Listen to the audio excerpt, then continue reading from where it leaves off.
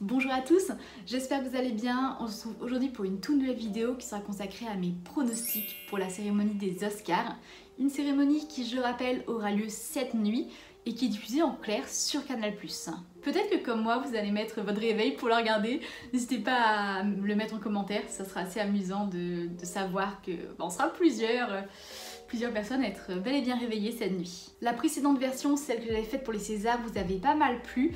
D'ailleurs, j'avais eu 10 voire 11 je crois de mes pronostics qui étaient bons, donc j'étais très contente en espérant que ça se reproduise pour la cérémonie des Oscars, en sachant que là c'est un peu particulier dans le sens où c'est l'une des dernières cérémonies de prix, donc toutes les autres cérémonies sont passées avant, on sait à peu près les films et les comédiens, les comédiennes qui remportent des prix, donc je sais que je me risque pas trop en faisant des pronostics.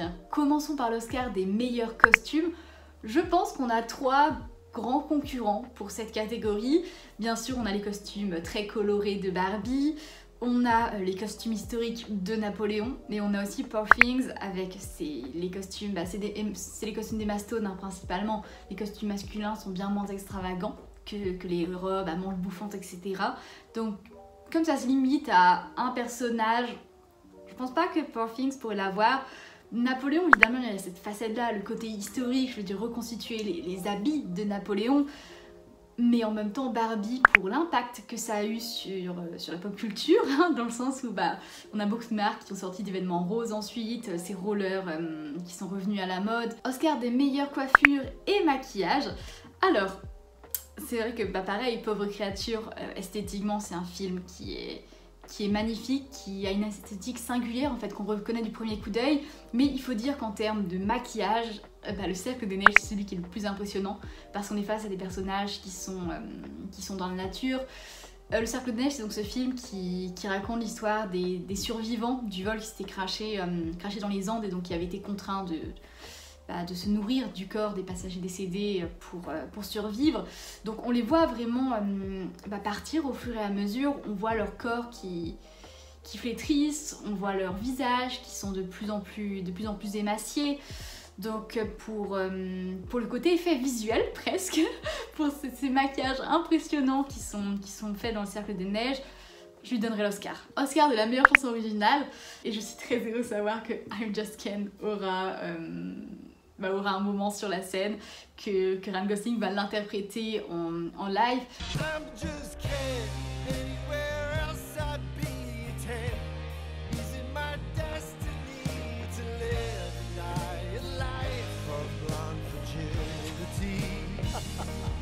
Je pense qu'on est tous d'accord pour dire que c'est What Was I Made For de Barbie, hein, à nouveau, qui sera élu. Alors Poor Things, c'est vrai que j'ai bien aimé les violons très lancinants.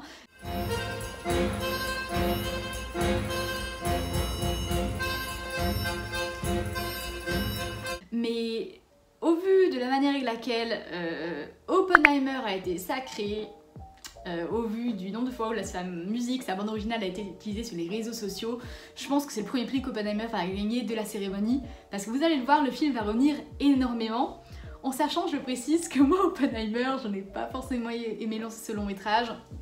J'admire la manière avec laquelle Christopher Nolan réussit à faire un cinéma populaire avec des films qui ne sont pas si accessibles que ça de prime abord, hein, puisqu'en réalité la complexité dans les films de Nolan c'est seulement des airs qu'il se donne. Je reviendrai plus tard sur Christopher Nolan, peut-être un jour en vidéo. C'est un cinéaste avec lequel j'ai quelques difficultés. J'apprécie beaucoup sa première partie de carrière jusqu'à... Après la trilogie de Dark Knight, je dirais, parce qu'à l'époque c'était très centré sur les personnages, et c'est ce que j'aimais beaucoup, des personnages complexes, mais ensuite, dès qu'il se penche sur des films à concept, je trouve qu'on est sur des longs métrages qui sont froids.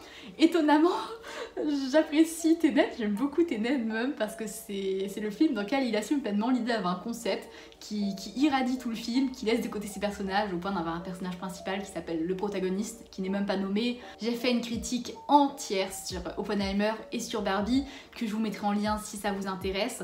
Je vais pas m'épancher plus longtemps sur ce film, mais sachez que je vois objectivement ses qualités et que effectivement pour la musique, c'est fort probable qu'il soit récompensé.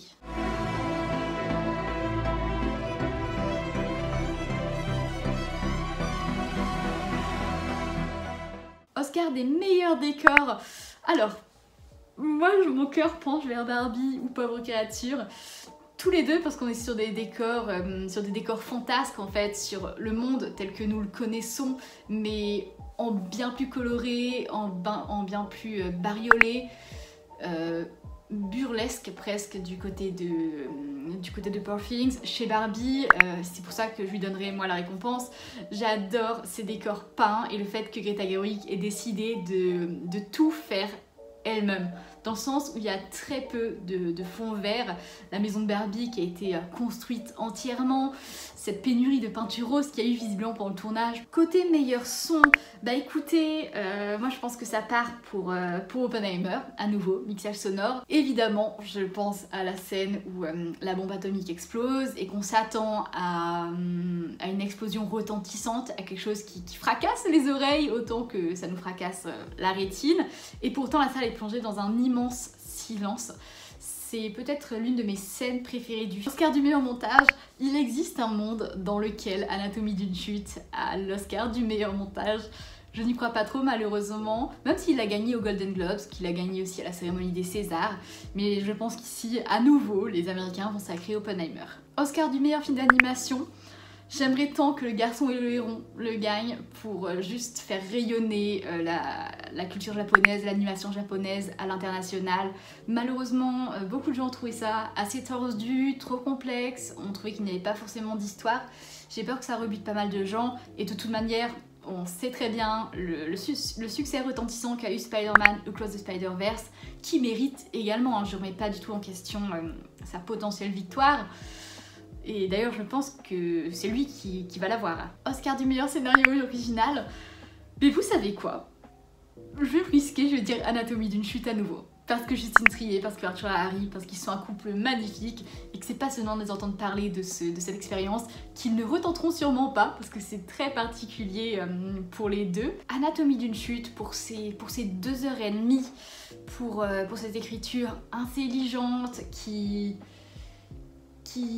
questionne le spectateur et qui divise encore. Je veux dire, encore aujourd'hui, les gens se demandent mais est-ce que Sandra est coupable ou non?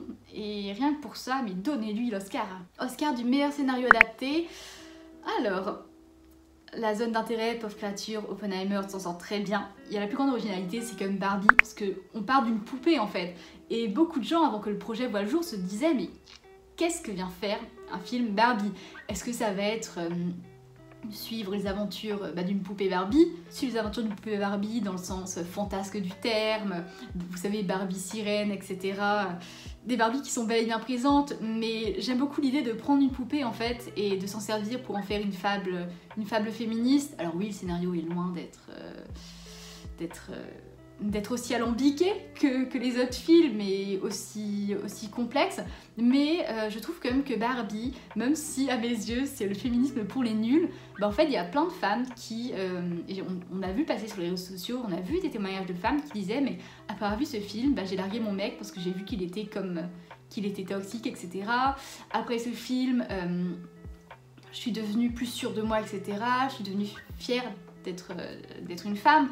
Donc oui, même si effectivement pour des personnes qui sont déjà sensibilisées à la cause féministe, etc., ce film ne apporte pas grand chose. Je pense au monologue d'America Ferrera qui est une évidence, je veux dire, pour pas mal de personnes, mais il y a aussi pas mal de personnes qui à l'inverse découvrent vraiment le féminisme par le biais de ce film. Et pour cette force qu'a Barbie de permettre en fait juste aux gens, y compris des femmes, de découvrir ce qu'est le féminisme et à quel point les droits des femmes sont importants, pour moi il le mérite. Oscar du meilleur film en langue étrangère, alors je défends encore Perfect Days, que moi j'avais vraiment apprécié pour le coup. Alors il l'a pas eu, c'est simple comme Sylvain qu'il a eu au César, même si la zone d'intérêt aussi, j'aimerais beaucoup qu'il l'ait, mais en toute franchise, je pense que c'est Le Cercle des Neiges de Juan Antonio Bayona, parce que c'est un réalisateur qui est déjà bien connu, bien identifié du public américain. On va parler de l'Oscar de la meilleure photographie, et écoutez, moi je le donne à Pauvre créature. Voilà, ça s'arrête là. Non, pour son esthétique singulière dont j'ai parlé précédemment, pour moi il le mérite. Oscar de la meilleure actrice dans un second rôle. Alors, moi je l'élimine tout le monde, je garde Da'Vine Joy Randolph pour Winter Break parce qu'elle l'a déjà eu pour le précédent prix et qu'elle est extrêmement touchante dans le rôle de cette mère de famille qui est en deuil, hein, qui fait le deuil de son fils qui était dans l'armée et qui est décédé. You don't tell a boy that's been left behind at Christmas that nobody wants him? What's wrong with you? Oscar du meilleur acteur dans un second rôle, on sait tous que c'est Robert Downey Jr. qui va l'avoir.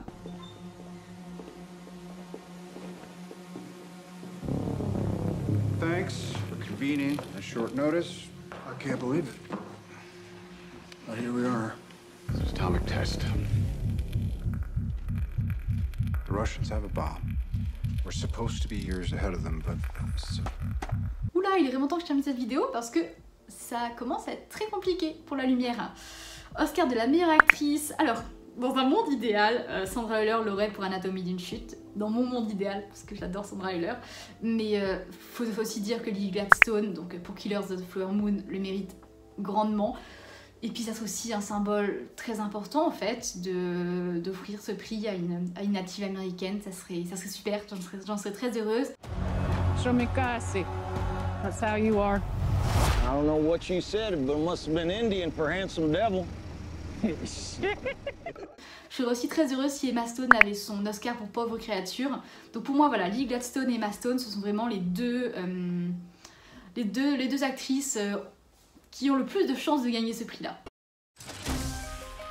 I am Bella Baxter.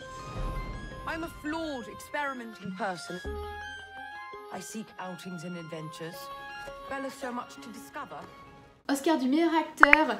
Alors, je n'ai pas vu Rustin, je n'ai pas vu American Fiction non plus. On sait très bien que Cillian Murphy l'aura pour Oppenheimer.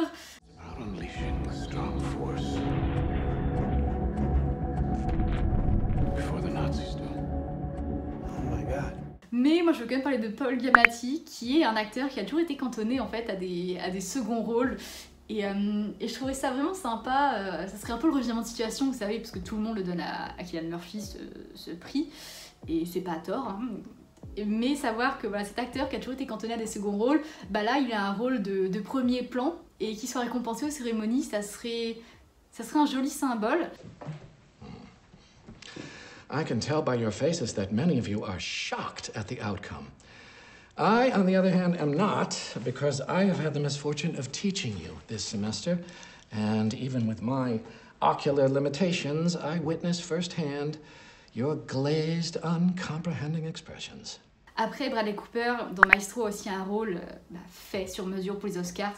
J'ai l'impression que ce film est fait pour les Oscars, littéralement, parce que c'est porté par sa performance. Il s'est même formé pendant 6 ans pour devenir chef d'orchestre, ce qui fait que la scène où il dirige, c'est vraiment lui qui dirige, c'est pas juste les musiciens qui font leur truc, non, il suit vraiment la baguette de Bradley Cooper. Oscar de la meilleure réalisation, nous avons une fan dans cette liste qui est Justine Triet pour Anatomie d'une chute. J'adorerais, mais franchement, j'en suis à un stade où j'apprécie ces 5 réalisateurs, sauf Christopher Nolan avec qui j'ai plus de difficultés, mais encore une fois, la manière avec laquelle Christopher Nolan propose des films complexes, qui ne prennent pas ses spectateurs pour des imbéciles, qui sont complexes, mais en réalité, si vous restez juste un peu attentif au film, c'est pas si compliqué à comprendre.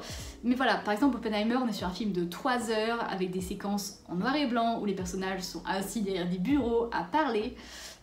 3 heures, et pourtant ça a été un succès monstre au box-office. Donc rien que pour la manière avec laquelle Christopher Nolan offre un cinéma d'auteur, c'est des blockbusters d'auteur, c'est comme ça qu'on l'appelle, je serais très heureuse s'il l'a. Et il commence à pleuvoir. Heureusement, parce qu'on arrive à la dernière catégorie qui est l'Oscar du meilleur film. Alors là, il y a beaucoup plus de choix, mais je pense sincèrement que Oppenheimer va repartir avec l'Oscar du meilleur film, pour la même raison que Christopher Nolan, comme je vous l'ai dit précédemment. Même si, encore une fois, dans mon monde idéal, c'est Anatomie d'une chute qui gagne ce prix. C'en est tout pour cette vidéo. J'espère qu'elle vous a plu. N'hésitez pas à me dire en commentaire, vous, vos pronostics, quels sont vos films favoris aussi, parce qu'évidemment il y a les pronostics, je vous le disais, de façon objective, mais on a aussi nos petits chouchous à titre personnel, ça m'intéresserait de connaître les vôtres. Sur ce, je vous dis à la prochaine.